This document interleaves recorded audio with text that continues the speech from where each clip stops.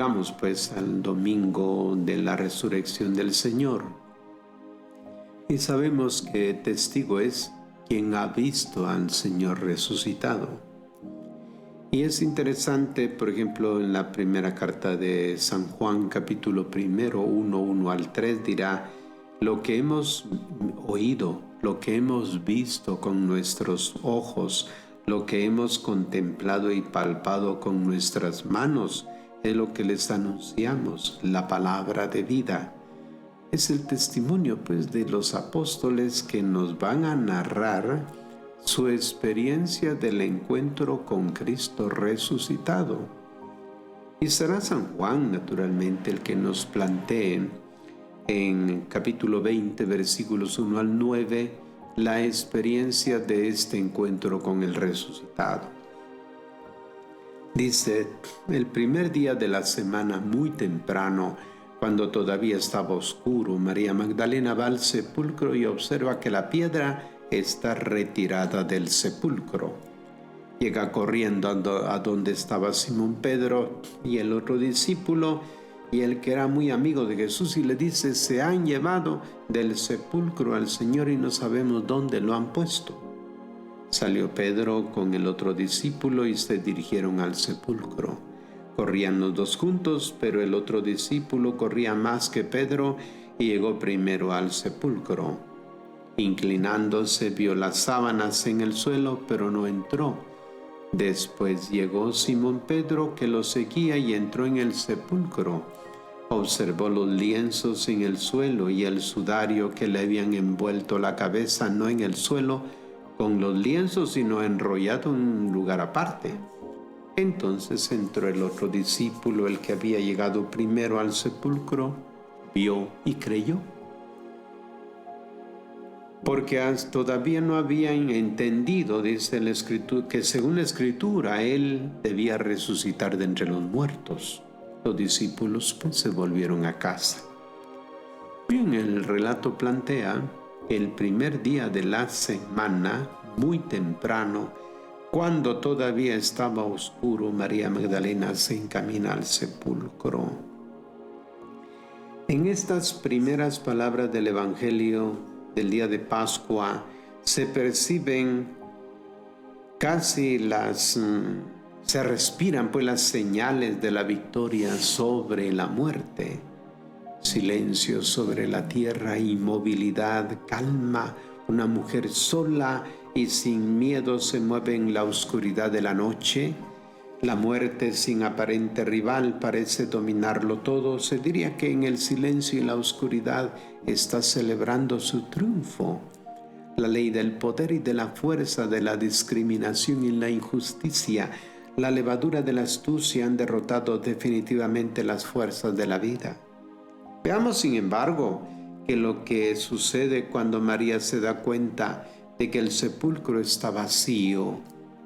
La escena cambia, como por encanto. Sobrecogidos por un temor repentino, todos los personajes se sacuden del sopor y comienzan a moverse rápidamente. María Magdalena, dice, llega corriendo a donde estaba Simón Pedro, que se precipita con el otro discípulo. Los dos corrían juntos, dice, pero el otro demasiado, el que corría más que Pedro, pues era Juan. Sorprendiendo a todos, en el día siguiente, el sábado, la vida estalla con toda su fuerza. Dios ha intervenido y ha abierto el sepulcro de par en par, pero la Magdalena todavía no lo sabe, cree que el cadáver ha sido transferido o robado. Su reacción pues es natural, es lo primero que piensa quien se encuentra pues con una tumba vacía. Podemos detenernos en esta primera constatación o podemos seguir adelante tratando de buscar un sentido a los hechos que se narran. Frente a la muerte nos podemos resignar o llorar o abrir el corazón a la luz de lo alto. La Magdalena sale momentáneamente de la escena y es como si en la carrera hacia la fe pasase el testigo a los otros discípulos. Uno es bien conocido, es Pedro. Otro no tiene nombre. Generalmente se piensa que sea el mismo evangelista.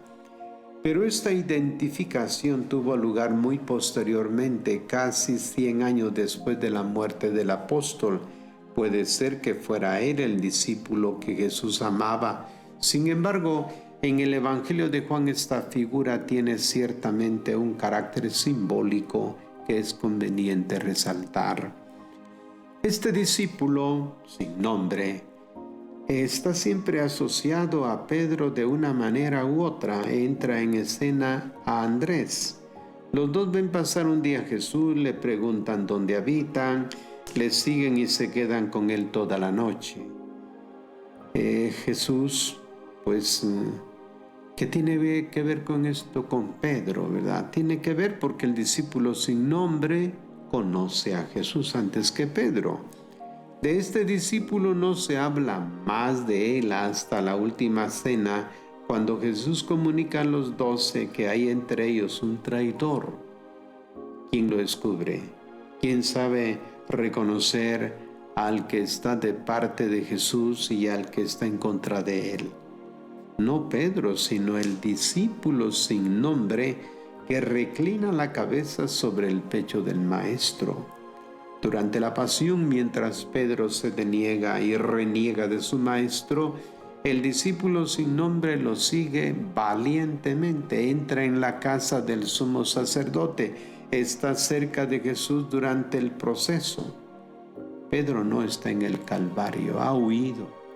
El discípulo que Jesús ama, por el contrario, permanece con el Maestro junto a él y, como lo dirá el texto, junto a la Madre del Señor. Por eso este discípulo amado es el que lo va a contemplar, y como él lo vio morir y lo vio en el descenso, diríamos en el entierro, ahora al contemplar las imágenes que ve en el sepulcro, comienza a darse cuenta de que cuanto había sido anunciado de parte de Jesús tenía pues el cumplimiento. ¿A quién representa pues este discípulo? ¿Cómo es así que no tiene nombre? Bueno, representa a todo discípulo auténtico, aquel que apenas encuentra a Jesús, no duda ya más, lo sigue inmediatamente, lo quiere conocer, se olvida de dormir con tal de estar con él. Lo conoce hasta el punto de saber quiénes son sus amigos y quiénes sus enemigos. Lo sigue aunque cuando sea necesario dar la vida, pues no tiene nombre, porque cada uno de nosotros está invitado a ser discípulo, a darle su propio nombre. Veamos estos dos discípulos correr al sepulcro. El discípulo sin nombre llega primero, se inclina, ve las vendas en el suelo, pero no entra. Llega también Simón Pedro, que entra, ve las vendas en el suelo y el sudario que cubría la cabeza de Jesús, no en el suelo como las vendas, sino doblado en sitio aparte. Nada de milagro, ninguna aparición de ángeles, solo se ven signos de muerte por doquier. Quizá los dos discípulos tienen la misma intuición que formuló San Juan Crisóstomo, que dijo: cualquiera que se hubiera llevado el cuerpo, ciertamente no lo habría despojado del sudario, ni se habría tomado la molestia de doblarlo cuidadosamente y dejarlo en un lugar aparte. El cadáver, por tanto, no ha sido movido. Pedro se detiene atónito y estupefacto, se da cuenta de la situación, pero no es capaz de sacar la conclusión. Sus pensamientos permanecen bloqueados ante la presencia de la muerte. El discípulo sin nombre, por el contrario, da un paso hacia adelante, ve y comienza a creer. Es el momento culminante de su camino hacia la fe en el Señor resucitado. Frente a los signos de muerte, él comienza a percibir la victoria de la vida. La anotación que sigue se refiere a los dos discípulos por igual. Todavía no habían entendido que, según la Escritura, él debía de resucitar de entre los muertos.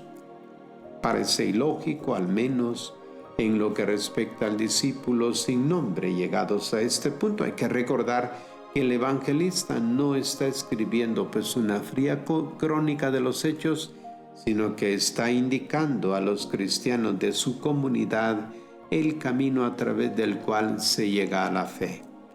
Se comienza por los signos narrados por los evangelios, como están en las escrituras, que permanecen sin embargo pues misteriosos y nos dan luz pues para que todo discípulo auténtico pues entre a verificar lo que hay en el fondo. Después aparecerá el próximo domingo al apóstol, el otro, Tomás, que también va a ratificar la resurrección. Jesús ha dicho a sus discípulos: si el grano de trigo caído en tierra no muere, permanece solo. Si por el contrario muere, produce mucho fruto. Quien todavía no cree, considera un absurdo, una locura el don gratuito de la vida, porque detrás de ese don solo ve pues signos de muerte.